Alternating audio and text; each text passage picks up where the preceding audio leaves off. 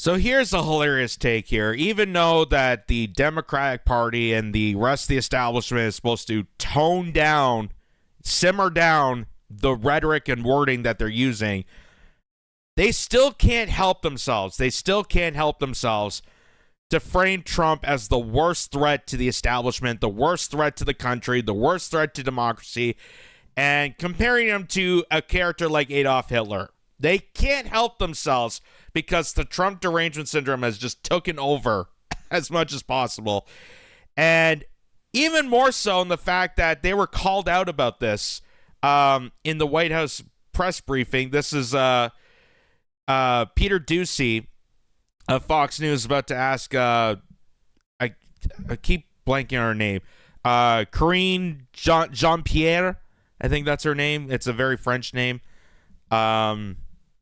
And you can't mock her too much because she's a French-sounding name, a person of color, a female, and she's also part of the LGBTQ club. So that's a lot of squares checked off that you can't really say much about this. But I thought maybe we'd just show the video to see how much she exposes herself. Listen to this.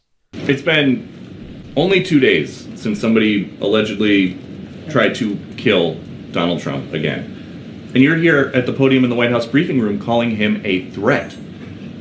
How many more assassination attempts on Donald Trump until the president and the vice president and you pick a different word to describe Trump other than threat? Peter, If anything from this administration, if anything, I actually... What? Is this like a divorce trial here? Peter, again, you keep bringing up last Thursday when I was out with the girlfriends.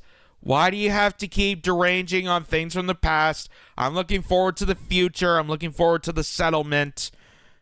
Can we just move on, Judge? Can we not just move on? You can even hear it from the tone of her voice, like, this guy's gonna ask questions. He's gonna correct me. Why can't you just no? Why can't you just no? Just go with the flow. Why is it so hard? Why do you have to be difficult? Let me play that. Listen to her. Listen to her sigh. I'll even increase the volume. It's been only 2 days since somebody allegedly tried to kill Donald Trump again. And you're here at the podium in the White House briefing room calling him a threat. How many more assassination attempts on Donald Trump until the president and the vice president and you pick a different word to describe Trump other than threat? Peter, if anything from this administration, if anything, we're sick and tired of these attempts. We just want proof. Can't we just get one patsy that's good at their job? I'm sick and tired of hiring these lowlifes off the streets. All right, time to get the undercover federal agents in there. They're gonna have to pose as civilians. I don't know. Maybe we can get an AI assassinator. I'm just so sick and tired of you asking questions. Couldn't you just ask me about my outfit that looks like Dumb and Dumber? It does. It looks like Jim Carrey's outfit, the last scene when they go to the ballroom at Dumb and Dumber. The hideous orange suit coat. Again, I can't really mock her too much because that would be offensive in their rhetoric. And, yeah, considering she checks a lot of the boxes, that's not a good thing for YouTube to witness. I actually completely disagree with the premise of your question, the question that you're asking. It is also incredibly dangerous in the way that you're asking it.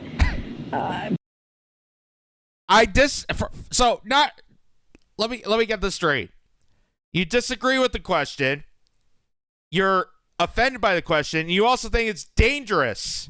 The question is so dangerous of saying, don't you have a little bit of accountability or responsibility for the fact that your political opponent was almost assassinated again?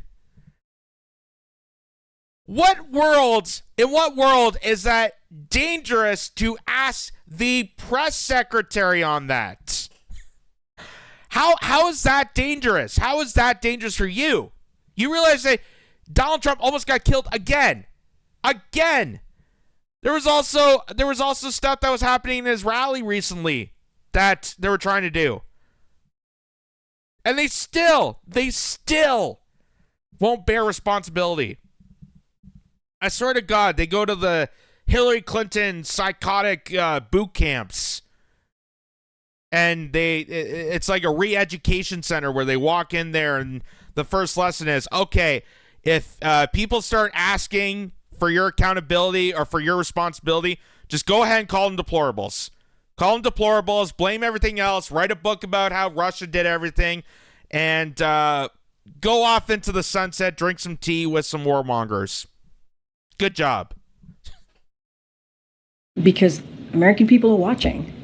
And to say that from an administration who has consistently condemned political violence, from an administration where the president called the former president and was grateful that he was okay, from an administration who has called out January 6th, called out the attack of Paul Pelosi, called out and said we need to lower the temperature after the Butler incident.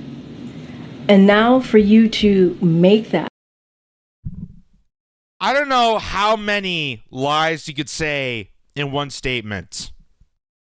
I think we should start like a drinking game. Because of all the amount, the word salad she put together of all the massive lies. You know, we got to simmer down the political violence. But yet, we had January 6th. We had Charlottesville. We had people that were trying to kidnap the governor of Michigan. We had all these things that were planned out as federal insurrections. And you want to talk about how we bear responsibility? Don't you realize that people are watching? Yeah, people are watching. They're realizing what full of crap this is. They know, after witnessing this and social media and the amount of reports and investigating that actually goes on, they know that what she's doing here is stalling. What she's doing here is dismissing the press because it's dangerous for their administration to admit that they had some sort of wrongdoing in the assassination attempts in January 6th, in Charlottesville, in any of the other cases. Again, all the things that they keep blurting out has been debunked, are full of lies, and the fact that they're not even reporting the full extensive story in the background of all these individuals. Again, you look at January 6th, they keep showing you, when they keep bringing up January 6th, they keep showing you that one clip outside the Capitol, but they don't show you inside. They don't show you inside. They don't show you the cops that are escorting and taking selfies with people entering the building. They don't show the people that are walking out in a straight line, exiting the building, and the cops are letting them go. They're not showing you any of that, but they'll keep showing you the same B-roll for hours and hours on end to get you riled up. As they're telling you that we got to simmer down the political violence. We got to simmer down. We got to lower the temperature. That kind of comment in your question, because your question involved a comment and a statement. And, it is, that is also incredibly dangerous. When we have been very clear in condemning political violence from here, what I have said about the president, the former president, about January 6th is facts. that you all have reported. It is fact.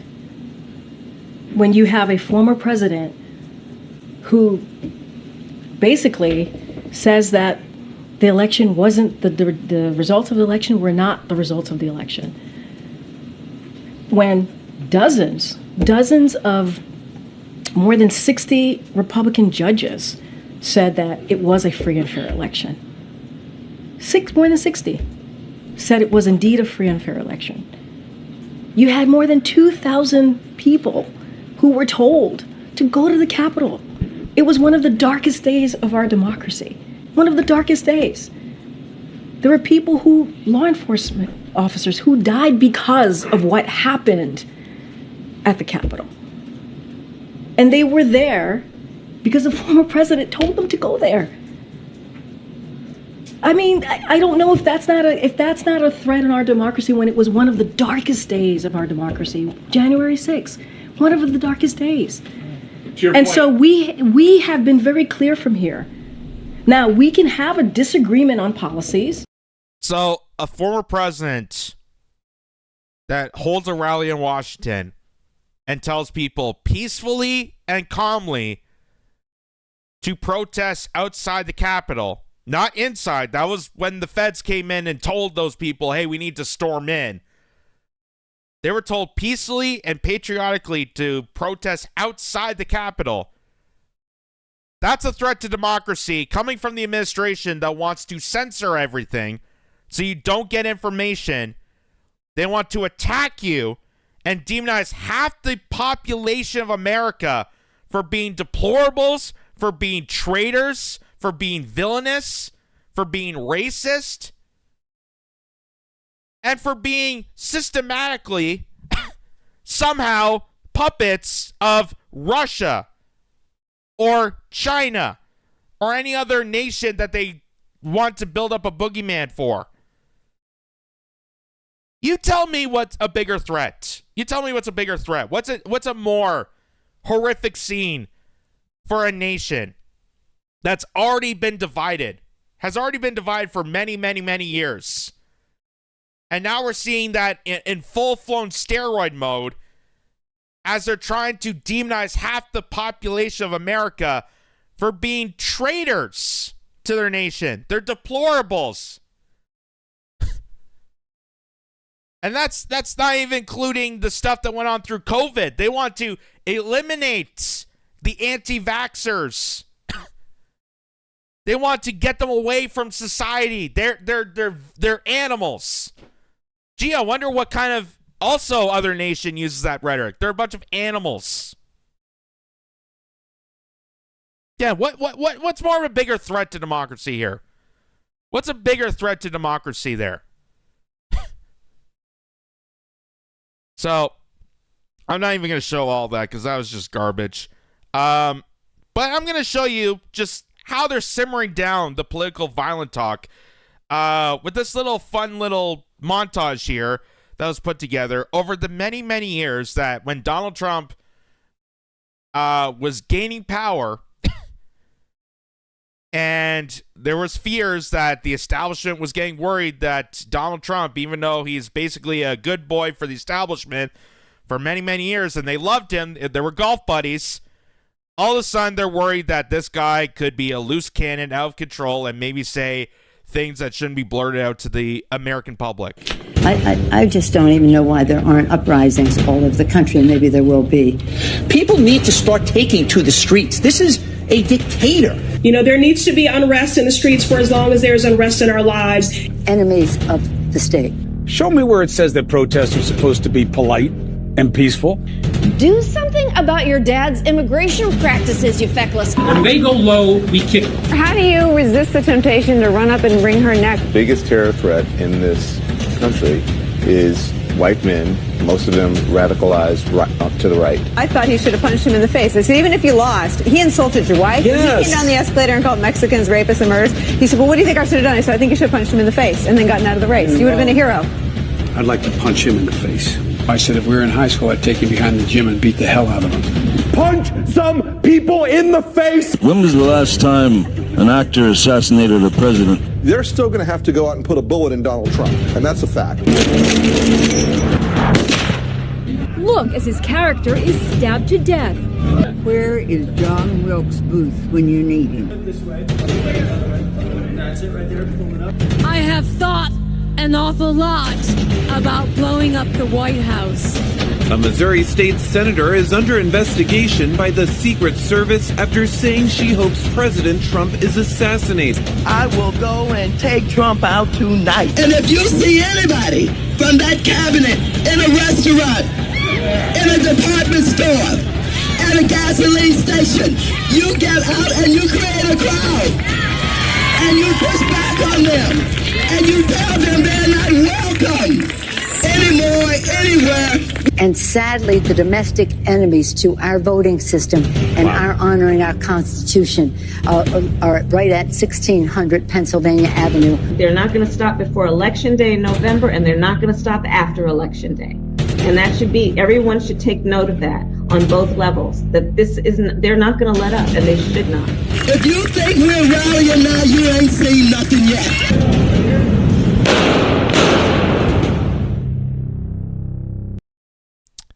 There you go, simmering down the temperature.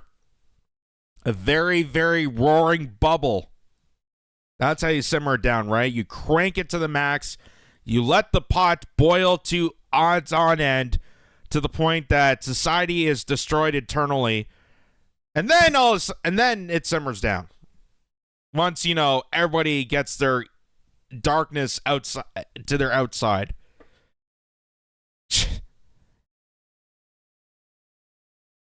This is what happens. This is why Trump derangement syndrome could actually be a legit thing. You joke about it at the start of it, but this is actually what is happening.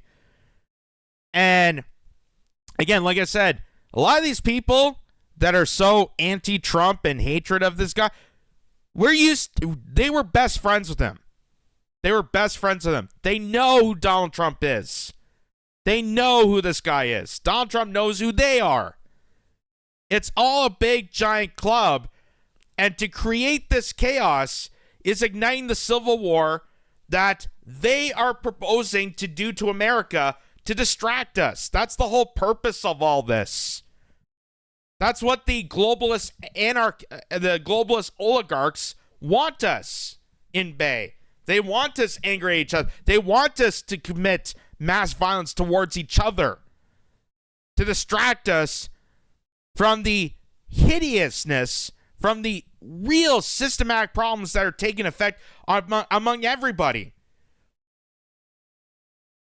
They want us to be so angry at Trump and his rhetoric and Springfield, Ohio, and the cats eating dogs and this and that and bathrooms and transgenderism that there's no time to mention about, hey, how about making it that groceries are affordable? Hey, how about we actually make it so that homelessness is an epidemic? How about we actually make our economy more efficient for working class people? There's no time for that. We got to simmer down the temperature while inflating our hatred for Trump. That's what it's all about. So here's her again with another reporter. This is from the press briefing, the same one. And again, listen how she went from Peter Doucy saying we need to simmer down. How dare you ask that question? We are doing everything that we can to simmer down the political violent rhetoric to just boost it back right up. Just to clarify, so you're saying that the president and vice president believe that former President Donald Trump should be toning down his rhetoric? So I'll say this. President Biden has been clear-eyed about the threat that the former president represents to our democracy. He's been clear-eyed about that. Just to clarify. The threat to our democracy. After he just said that we need to simmer down on all fronts. We need to tone it down. We need to quash the rhetoric. We need to be peaceful and civil. Here you are just doing a complete 180, literally less than 5 minutes afterwards. He's still a threat to democracy. That's how deranged they can't help it. They cannot help it. Because if they think that any sort of civility towards Trump or MAGA or any individual that doesn't think like them automatically assumes that they are part of that culture.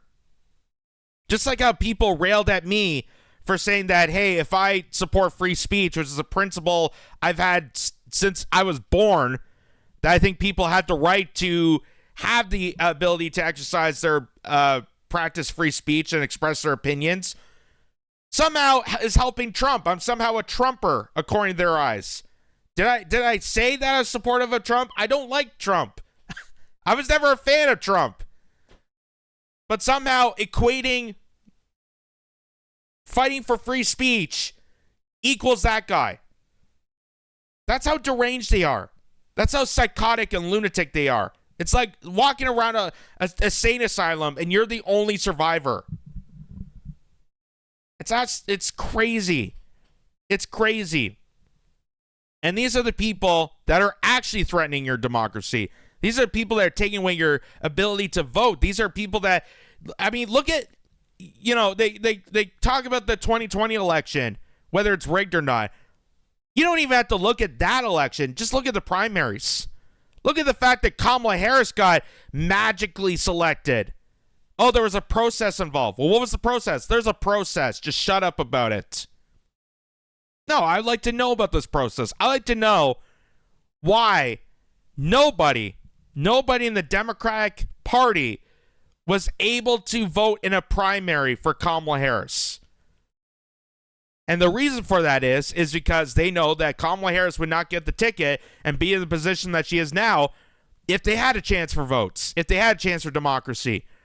Democracy ruins their oligarchy. It ruins their power. That's why they have to constantly demolish it by saying that Donald Trump is the threat to it, to distract you away from them destroying the democracy.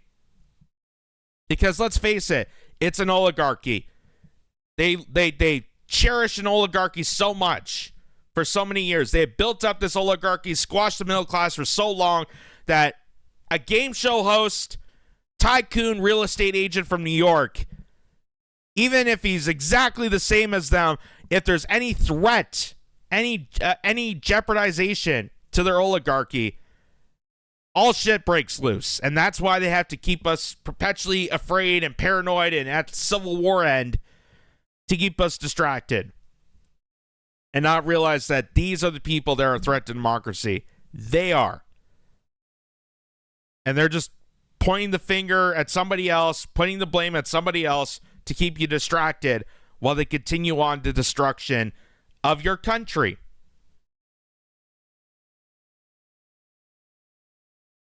And Donald Trump is not the destruction of the country. He is a symptom of a much greater evil. A much greater evil that not a lot of people will ever address. Not a lot of people ever address because they're stuck in their tribalistic feuds to serve the oligarchs, to serve the master class.